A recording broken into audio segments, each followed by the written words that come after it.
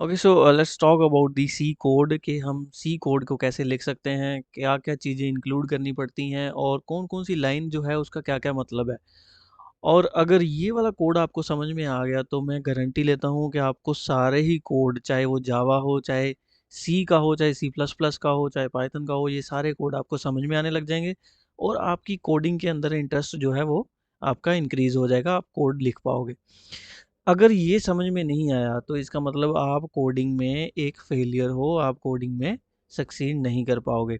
तो सबसे पहले मैं बात करता हूँ कि जो सबसे पहली लाइन हम लिखते हैं वो लिखते हैं hash include stdio dot H. अब इस लाइन का मतलब क्या है? इस लाइन का मतलब ही हमें पता नहीं होता, लेकिन हम बहुत सारे कोड्स में इसको देखते हैं और एज़ इट इज़ लिख देते हैं। स्टूडेंट्स भी ऐसे ही लिख देते हैं, जो कि हमें पता ही नहीं है कि ये इसका काम क्या है एक्चुअली में। तो hash include stdio dot H जो है, ये लाइन इम्पोर्टेंट है या नहीं है, दिस इज नॉट इम्पोर्टेंट। अगर मैं ये लाइन नहीं भी लिखूंगा तब भी मेरा कोड चल जाएगा, मुझे कोई प्रॉब्लम नहीं आएगी, कोई एरर नहीं आने वाला है। लास्ट में मैं रन करके आपको दिखाऊंगा। अब ये सर अगर ऐसा है कि हम इस को लाइन को नहीं भी लिखें वो तब भी चल जाती है, तो हमें इस लाइन को लिखते ही क्यों है? तो इस लाइन को लिखने का मतलब ये है कि हैश मीन्स प्री प्रोसेसर, मतलब कि कंपाइलर से पहले का जो काम है वो क्या होने वाला है। तो वो क्या होने वाला है, हम इंक्लूड करने जा रहे हैं। इंक्लूड का मतलब ये है कि हम कोई ना कोई फाइल या कुछ ऐसा सोर्स जो है इंक्लूड कर रहे हैं अपने कोड के अंदर। तो हम इस कोड के अंदर क्या इंक्लूड करने वाले हैं, हम standard input output header file, header file का एक्सटेंशन क्या होता है, डॉट एच।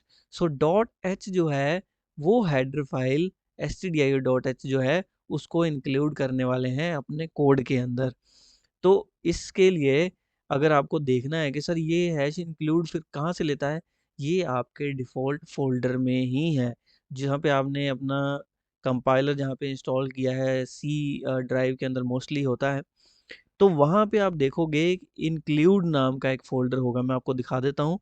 ये आपकी स्क्रीन के ऊपर दिखा देता हूँ कि इंक्लूड नाम का फ़ोल्डर, जैसे हम लोग अपने सी कोड के अंदर, सी ड्राइव के अंदर गए, यहाँ पे हमने डेव सी प्लस प्लस खोला जो जहाँ पे मैंने इंस्टॉल किया है। इसके अंदर ये रही लाइब्रेरीज़। अब इस लाइब्रेरीज़ वाले फ़ोल्डर के अंदर जाना है आपको, यहाँ पे दिखाई देगा वो है इंक्लूड।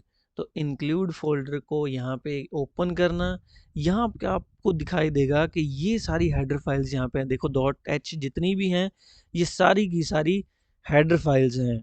और अब यहाँ पे हमने कौन-सी फ़ाइल को इंक्लूड किया है, stdio.h को, और ये रही वो stdio.h वाली फ़ाइल। होप कि आपको ये वाली बात समझ में आ गई कि हम हैश इंक्लूड क्यों लिखते हैं। हैश का मतलब प्री प्रोसेसर, यानी कि कंपाइलर जो है, कंपाइल होने से पहले क्या करेगा, वो करेगा इंक्लूड फ़ोल्डर के अंदर जाएगा, वहाँ से stdio.h फ़ाइल को हमारे कोड के अंदर, हमारे रैम के अंदर इंक्लूड कर देगा, ताकि हम उसको यूज़ कर पाएँ। क्योंकि हमें पता है जो भी हम कोड लिखते हैं वो कहाँ पे रन होता है, वो रैम के अंदर रन होता है। तो ऐसे ही हमने इसको इंक्लूड किया है। तो कोई बड़ी डील नहीं है, लोगों को समझ में नहीं आता कि हम ये वाली लाइन लिखते क्यों हैं। और stdio.h जो है वो हेडर फाइल है, इसका मतलब कि उसके कोई ना कोई फंक्शंस होंगे जो मुझे इंक्लूड करने हैं। वो उसका मतलब ये है कि इसके अंदर प्रिंटफ और स्कैनफ, इनपुट आउटपुट के जो फंक्शंस हैं, अगर मैं उनको अपनी कोड के अंदर यूज़ कर रहा हूँ, तो इसका मतलब मुझे ये वाले फंक्शन जो हैं ज़रूरत है तो मुझे हेडर फाइल stdio.h लगानी है, अदरवाइज़ मुझे stdio.h की ज़रूरत नहीं है। ठीक है, आई होप कि आपको ये वाली बात समझ में आ गई कि हम ये हैश इंक्लूड stdio.h क्यों लिखते हैं अपने कोड के अंदर। अब आगे चलते हैं। अभी फ़िलहाल के लिए हम इस इंट को भूल जाते हैं, इंट को अभी याद नहीं करते हैं, क्योंकि हमने अभी ये पढ़ा नहीं है। तो मैं आपको बताऊँगा कि हम ये वाला इंट भी क्यों लिखते हैं, एक-एक लाइन का और एक-एक वर्ड का मतलब पता चलेगा। मेन फंक्शन जो है, मेन, जिसके आगे 2 पैरेंथेसिस लगे हुए हैं, उसको हम लोग सी के अंदर फंक्शन कहते हैं। तो ये फंक्शन की आइडेंटिटी है एक हिसाब से।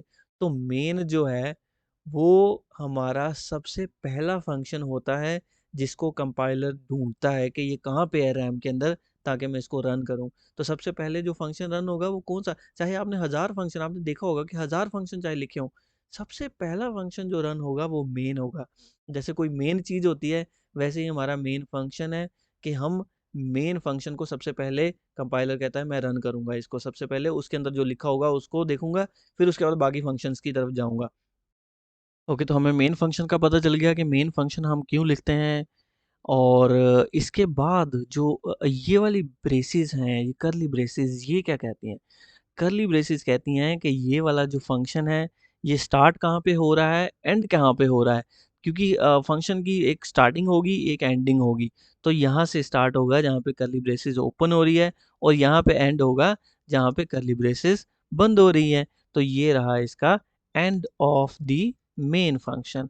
तो आई होप कि आपको ये समझ में आ गया कि हम कर्ली ब्रेसेस क्यों इंक्लूड करते हैं अपने कोड के अंदर। तो अब इसके बाद इस फंक्शन के जब अंदर जाएँगे, इस फंक्शन के अंदर गए, हमने लिखा प्रिंटफ, और प्रिंटफ जो है वो एक फंक्शन है, प्री बिल्ट फंक्शन है। वो किसके अंदर लिखा हुआ है? वो stdio.h लाइब्रेरी के अंदर है। यही इसी वजह से हमने stdio.h स्टैंडर्ड इनपुट और आउटपुट, आउटपुट फंक्शन कौन सा है? प्रिंटफ। इनपुट फंक्शन कौन सा है? स्कैनफ। तो हमने इसीलिए इसको इंक्लूड किया था stdio.h को, और प्रिंटफ फंक्शन का हमने यूज़ किया, प्रिंट फंक्शन का। इसके अंदर हम अपने कोट्स के, कोट्स या फिर कोट बोल सकते हो, या फिर इसको inverted commas, double inverted commas जो हम यूज़ कर रहे हैं, इसके अंदर हम जो भी लिखेंगे वो एज इट इज़ रन होगा, एज इट इज़ हमारी स्क्रीन के ऊपर विजिबल हो जाएगा कि हाँ ठीक है, ये वाली चीज़ मैंने लिखी हुई है। तो इसकी आउटपुट आई होप कि आपको समझ आ जाएगी कि यहाँ पे क्या आएगी, माई फर्स्ट सी कोड। अगर मैं इसमें कुछ और लिख दूंगा तो वो भी एज इट इज़ आउटपुट के अंदर शो हो जाएगा।